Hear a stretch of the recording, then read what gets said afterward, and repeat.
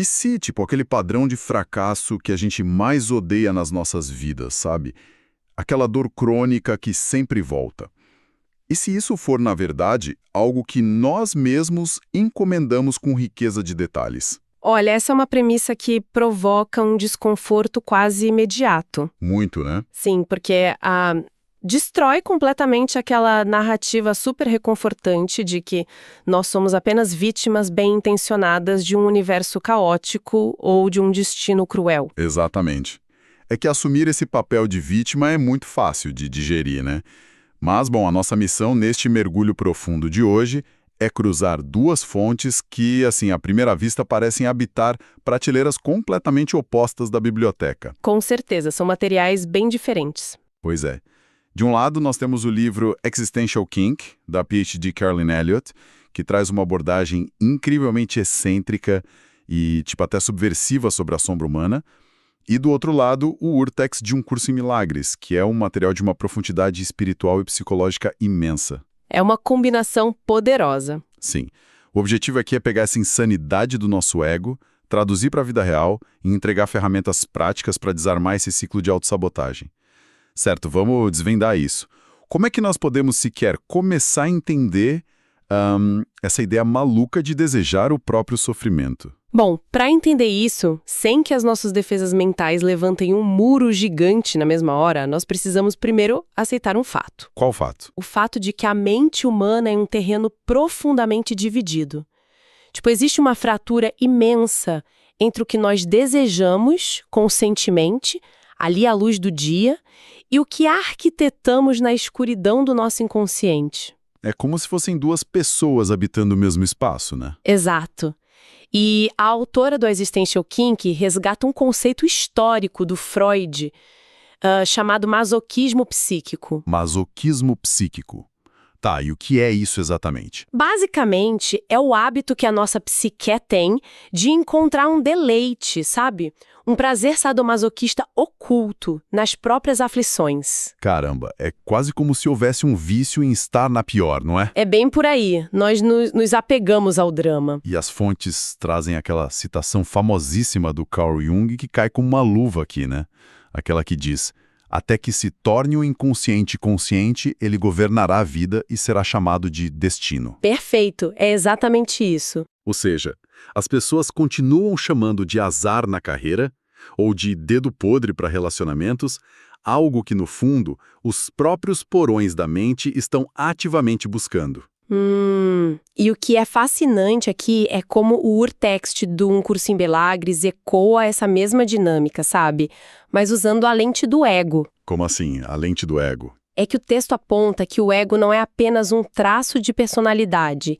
Ele é tipo um sistema de pensamento puramente insano.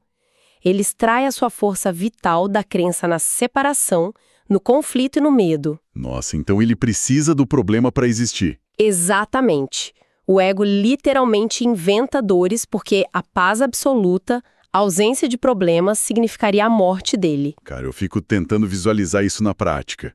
É como se a mente fosse uma grande empresa, certo?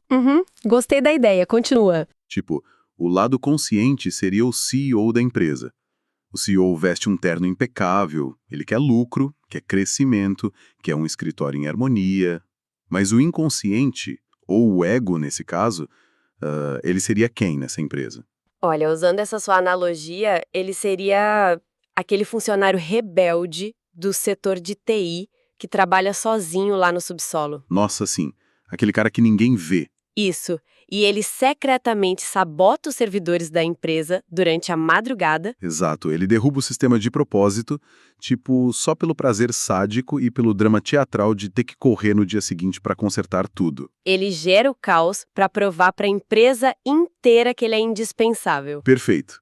E enquanto isso, o CEO fica lá no último andar em pânico, achando que a empresa está sendo vítima de um ataque externo de hackers. Essa analogia é excelente, sabe por quê? Porque ilustra perfeitamente a necessidade de sobrevivência. Como assim? O cara da TI lá no subsolo precisa que tudo quebre. Sem os servidores dando problema, ele fica ocioso, ele percebe que não tem utilidade nenhuma, e o ego age da mesma forma. Ele precisa criar a crise para se sentir vivo. Exatamente. Ele precisa que as coisas deem errado para provar que a vulnerabilidade é real, que nós estamos separados da nossa essência e, principalmente, que nós precisamos dele para nos defender de um mundo hostil. E a maior ironia disso tudo é que ele oferece proteção contra o mesmíssimo problema que ele acabou de criar. Exatamente isso. É um ciclo fechado. Tá, a analogia faz muito sentido, mas a minha dúvida é, na vida real, como é que a gente identifica esse cara da TI sabotando os nossos servidores? Porque, convenhamos, ninguém acorda numa terça-feira de manhã, toma um café e pensa tipo, que dia lindo para falir o meu negócio. Ninguém racional, com certeza. Pois é. Ou então, hoje eu vou arruinar o meu casamento. Ninguém faz isso conscientemente. E é aí que a autora do Existential Kink joga na mesa o princípio mais provocador do trabalho dela. Uma frase que, olha, irrita muita gente num primeiro momento. Qual é a frase? Ter é evidência de querer. Nossa, isso é forte. E, bem difícil de engolir, né? Muito difícil, dá um nó na cabeça. Porque, segundo essa lógica, todo acontecimento que se repete ou que permanece nas nossas vidas é uma experiência que foi ativamente solicitada pelo nosso inconsciente. Ativamente solicitada. Caramba. Sim, o inconsciente é a parte geradora, a fábrica de realidade da psique. Se algo está lá manifestado na vida da pessoa, é porque uma parte profunda nossa quis experimentar aquilo. Lendo o material das fontes, teve um caso que me chamou muita atenção exatamente por causa desse choque. O caso do Alex. O caso do Alex é um exemplo perfeito. Sim, porque o Alex pede o emprego de uma forma que parece super azarada, né? E aí, por falta de dinheiro, ele precisa voltar a morar com os pais para ser sustentado. A pior pesadelo de muita gente. Exato. A mente consciente dele está em absoluta agonia. Ele se sente um fracassado total, tem vergonha da situação. Mas quando a gente aplica essa lupa de que ter é evidência de querer, a história muda completamente de figura, não é? Muda totalmente, porque o que estava acontecendo nos bastidores da mente dele era algo muito diferente do que ele dizia em voz alta. O que a TI do subsolo estava fazendo. A TI do subsolo estava exausta. Nos bastidores havia uma exaustão imensa da vida adulta.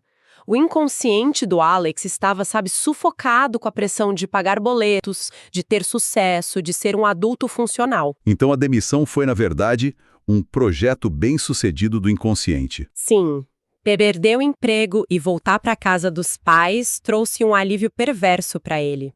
Havia um prazer sombrio em ser cuidado novamente e em não ter que lidar com o peso do mundo lá fora. Nossa, então conscientemente ele chorava, mas o inconsciente estava soltando fogos comemorando as férias forçadas. Exatamente isso. Isso não acontece só com dinheiro ou com carreira, né?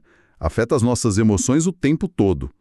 Tem também o exemplo da Elsie nas fontes. O caso da Elsie é clássico para relacionamentos. Sim, o relato dizia que ela vivia se metendo em brigas. Onde quer que ela fosse, ela arrumava confusão ou provocava críticas das pessoas ao redor. E ela com certeza dizia que odiava conflito, né? A Elsie jurava que odiava conflito. Mas a vida dela era um drama constante digno de novela. Como é que a mente processa esse tipo de caos relacional, tipo briga e rejeição, como sendo um prazer? O segredo aí, no caso da Elsie, é entender a biologia da emoção misturada com a psicologia, sabe? Biologia. Como assim? Quando nós entramos em um conflito, o nosso corpo dispara cortisol, adrenalina, o coração acelera, a respiração fica curta. Ah, sim, aquela resposta de lutar ou fugir. Isso, e a mente consciente da Elsie lia essa reação física toda e dizia, isso é ansiedade, isso é horrível, eu sou uma vítima dessas pessoas ruins e tóxicas. Mas e o inconsciente dela? O inconsciente, aquela parte mais primitiva e sombria, estava absorvendo aquele mesmíssimo evento como puro entretenimento. Como se fosse um filme de ação. Exatamente. Para ele, a adrenalina é adrenalina. Era um vício em excitação aguda. A Elsie procurava o drama secretamente porque ela não queria sentir o tédio, a apatia de uma vida pacífica. Olha, até aqui, para problemas do dia a dia, para relacionamentos difíceis ou uma procrastinação, dá para acompanhar o raciocínio. A gente entende o benefício oculto. É mais palatável, né? Sim. mas a minha mente trava completamente quando nós tentamos aplicar isso a situações extremas. Você diz tragédias, doenças. Isso. Ninguém escolhe nascer no meio de uma zona de guerra. Ninguém diz, eu quero ter uma doença incurável. Dizer que ter é evidência de querer, nesses casos não cruzam uma linha ética perigosa, Essa é uma preocupação muito válida. porque parece muito que a gente está transformando a teoria numa forma cruel de culpar a vítima de uma tragédia, sabe? Sim, e olha, essa é a objeção número 1 que qualquer pessoa com um mínimo de senso crítico levanta ao se deparar com esse material. É natural, né? Totalmente natural. E é fundamental esclarecer isso para a gente não cair num discurso raso, tipo positividade tóxica.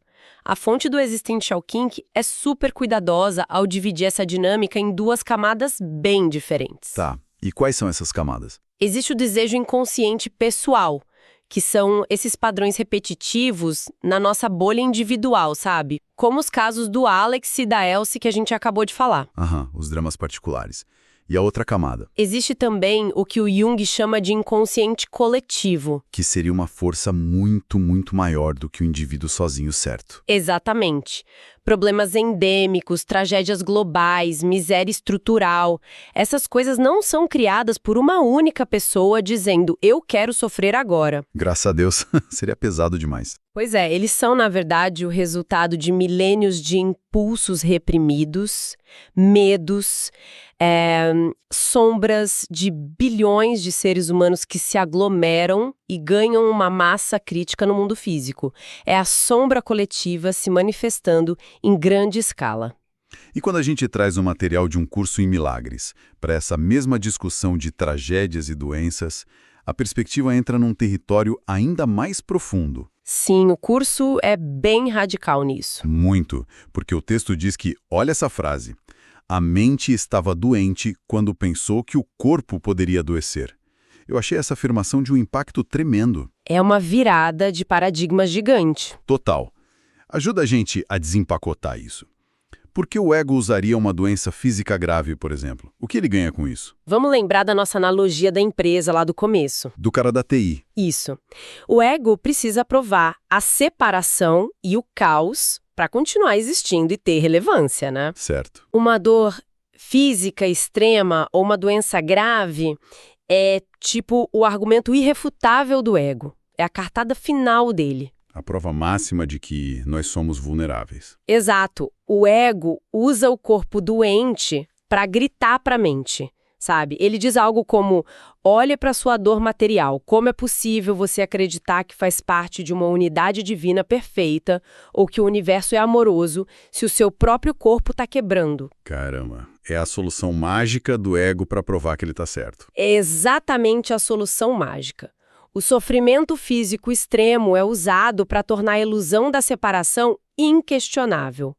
Ele ancora a mente no medo de um jeito muito eficiente. Faz muito sentido. Mas a virada de chave prática aqui é que, seja o problema gerado por um bloqueio pessoal ou por essa sombra coletiva que discutimos, a única maneira de desarmar esse mecanismo é mudando a forma como nós reagimos a ele quando ele aparece na nossa frente. O que nos leva, inevitavelmente, para a pior armadilha de todas. A vergonha. Isso. Porque digamos que a ficha caia de verdade.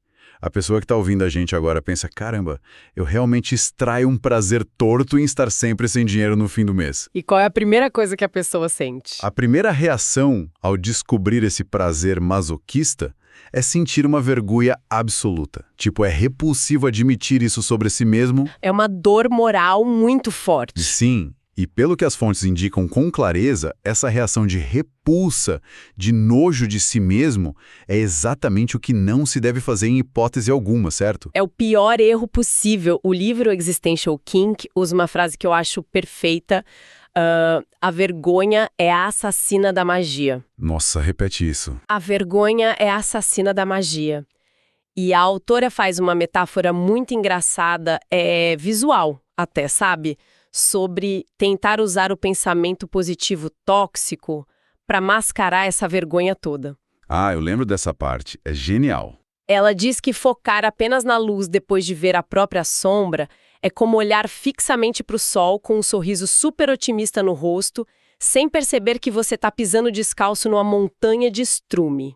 Ignorar o cheiro ruim e ficar recitando afirmações positivas no espelho não vai fazer a sujeira desaparecer magicamente de jeito nenhum. Nem um pouco. E só piora a situação. E aqui, olha, é onde a coisa fica realmente interessante. A ironia trágica disso tudo é que tentar combater a nossa própria autossabotagem usando a culpa, brigando com a nossa mente, é dar para o inconsciente exatamente o adubo que ele precisa para repetir o ciclo. Com certeza, a culpa não cura absolutamente nada. Ela só joga aquele desejo perverso de volta para as sombras. E como a gente sabe, no escuro, a sombra cresce. Se a gente conectar isso a um panorama maior, trazendo de volta o urtex de um curso em milagres, a mecânica do ego fica ainda mais exposta e óbvia. O que o curso diz sobre isso? O texto afirma categoricamente que, para o ego, a culpa é o alicerce de tudo. Tem uma citação lá que diz: aos olhos do ego, os inocentes são culpados. Nossa! Pois é. Quando nós nos sentimos culpados e horrorizados por termos esse tipo de fetiches existenciais por escassez ou por rejeição, nós estamos confirmando para o ego que o nosso pecado é muito real e que nós merecemos punição. Ou seja, ficar batendo na própria cabeça, lamentando ser um humano defeituoso por gostar de procrastinar ou por criar dívidas, é como mandar um bônus salarial e uma placa de funcionário do mês para aquele cara da TI no subsolo. Adorei, é exatamente isso, ele vibra com essa reação. Punir a si mesmo preserva o erro e mantém o sistema rodando.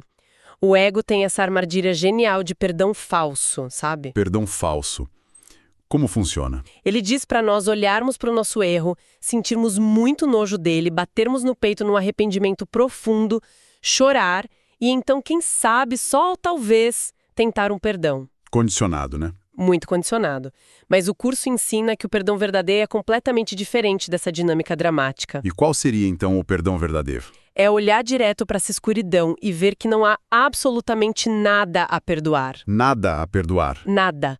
Porque essa ilusão insana não tem poder real de alterar a nossa verdadeira essência. É só um jogo da mente. Certo. Nós descemos aos fundamentos, fomos lá no fundo da teoria, mas vamos para a trincheira agora, para o campo de batalha diário de quem nos acompanha e quer aplicar isso na prática hoje. Vamos lá.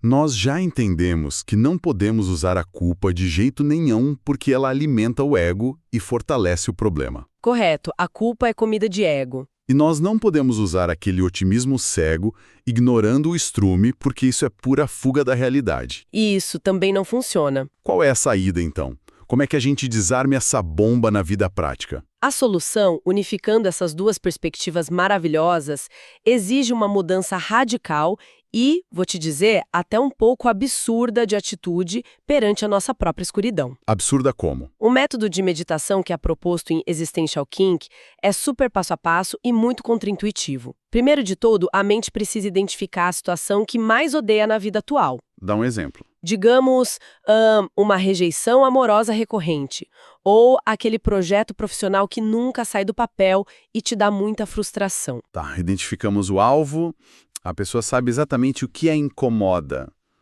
E depois? Depois, a pessoa mapeia a sensação física e emocional que está atrelada a esse problema. Aquele aperto no peito, sabe? Ou um nó na garganta, aquela sensação de inadequação pesada. O que nós fazemos normalmente com isso? A gente tenta arrancar do peito, não é? Exatamente. Nós lutamos contra essa sensação com todas as nossas forças. Queremos banir aquilo de dentro. E é aí que entra o passo revolucionário do método. Que é fazer o oposto. Exato. Em vez de lutar, a pessoa deve relaxar o corpo e abraçar conscientemente a parte obscura que está sentindo um prazer sádico com aquele drama todo. Nossa, é parar de lutar e celebrar a própria estranheza, dizer internamente algo como: tudo bem, eu assumo. Eu sinto muito prazer em ser a vítima rejeitada aqui. Eu assumo a total responsabilidade por ter encomendado esse teatro inteiro para mim. Isso mesmo. É um choque de realidade gigante, só que feito com muita leveza, sem peso. É. A ideia central é que o desejo reprimido, a energia daquele problema precisa ser validado para se transformar. Ao invés de reprimir e sentir nojo, a mente deve, tipo, dar aplausos. Aplausos pra sombra. Sim, dizer uau, que performance incrível da minha sombra. Eu criei um cenário perfeito de fracasso, parabéns pra mim. Caramba, e isso funciona? Funciona, porque a energia densa, quando recebe essa aceitação afetuosa e totalmente descarada, perde o seu peso na hora. Ela é transmutada simplesmente pela luz da consciência. O monstro no escuro não sobrevive quando a gente acende a luz e sorri para ele. Sabe que me vem à cabeça uma outra imagem cotidiana para ilustrar isso muito bem. Qual? Fico imaginando uma criança pequena no meio do corredor de um supermercado lotado. Ah, eu já sei onde isso vai dar. Fazendo aquela birra gigantesca por atenção, gritando por causa de um doce, se jogando no chão. Exato. Uma cena caótica. Se o adulto responsável por aquela criança entra em pânico ou começa a gritar de volta ou ainda sente uma vergonha esmagadora das outras pessoas que estão ali olhando, julgando no mercado, o que acontece? A birra da criança piora 100 vezes na mesma hora. Com certeza, porque a criança sente que assumiu o controle emocional do adulto, a reação desesperada do adulto validou a estratégia da birra. E essa reação desesperada seria a nossa reação padrão de culpa com o ego. Exatamente a mesma dinâmica. A gente entra no jogo. Mas e se em vez disso o adulto simplesmente olhar para a criança e der um sorriso gentil? E esse sorriso gentil, aliás, é um termo que o livro usa muito para essa técnica. Sim, o sorriso gentil muda tudo. E aí o adulto apenas diz com calma, tipo, nossa, que escândalo maravilhoso você sabe fazer. Que fôlego você tem para gritar, hein? Que cena linda. O que rola com a criança? A criança perde o palco instantaneamente.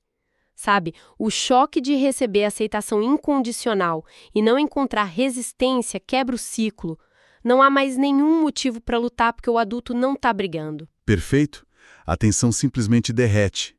Isso levanta uma questão importante sobre como nós levamos a vida e os nossos problemas a sério demais, né?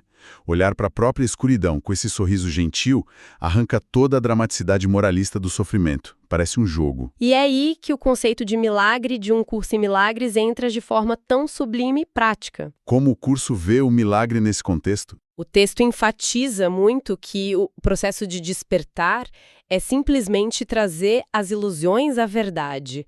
É pegar o ego, com todas as suas birras infinitas no corredor desse supermercado cósmico que é a vida, e entregá-lo ao Espírito Santo ou à consciência superior, seja qual for o termo que a pessoa preferir. Sem lutar. Sem lutar. Quando nós olhamos para a pedra angular da culpa sem nenhum pingo de julgamento, a ilusão evapora, ela não se sustenta. Porque a dor e a aflição só dominam a gente de verdade quando estão trancadas num armário escuro, ganhando poder. A partir do momento em que nós jogamos um holofote imenso naquilo e admitimos o prazer oculto com um sorriso no rosto, a carga opressora de destino cruel ou azar crônico desaparece. O sofrimento vira quase uma escolha de figurino. Uma escolha de figurino. É uma ótima definição.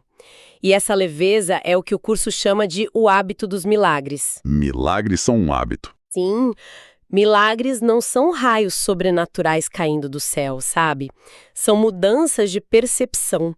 Quando nós paramos de lutar freneticamente contra a dor emocional e passamos a aceitar a responsabilidade pelas projeções do nosso ego de uma forma lúdica, nós recuperamos a nossa sanidade. É integração, né? Exato. É a fusão totalmente pacífica entre o que somos conscientemente e o que escondemos no porão por tantos anos. O verdadeiro trabalho espiritual pesado, então, não é ficar repetindo mantras felizes na frente do espelho, enquanto por dentro há um vulcão de repulsa prestes a explodir. Nem um pouco. Isso é só fingimento. O trabalho duro de verdade é ter a honestidade brutal de admitir que a dor também traz um gozo oculto. É aprovar a própria experiência humana de forma tão fanática e tão total que não sobra espaço algum para divisão interna. E a libertação autêntica, a capacidade de gerar fluidez na vida financeira, nos relacionamentos, na saúde, ela nasce puramente dessa honestidade sem moralismo. A quantidade de energia que uma pessoa gasta todos os dias apenas para manter a porta do porão fechada, negando os próprios demônios, olha, é incalculável. É um desperdício enorme de força vital. Exato. E quando essa mesma energia é liberada pelo sorriso gentil e pela aceitação absoluta, ela para de lutar contra você e passa a atuar a favor da vida. Então, o que tudo isso significa para nós no fim do dia? Sintetizando o núcleo poderoso dessas fontes todas, a mensagem final é cristalina. Não existe vítima passiva das circunstâncias. Não existe. Nós somos criadores o tempo todo. O inconsciente e a insanidade do ego governaram os bastidores por muito tempo, fantasiados de azar crônico ou destino, apenas porque nós permitimos que eles ficassem cobertos por grossas camadas de vergonha. A saída nunca foi a luta armada contra a nossa própria sombra. É o acolhimento total, o acolhimento descarado.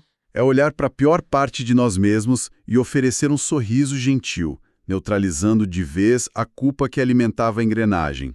É um mergulho profundo que mexe com as estruturas mais básicas de como nós lidamos com as nossas falhas diárias.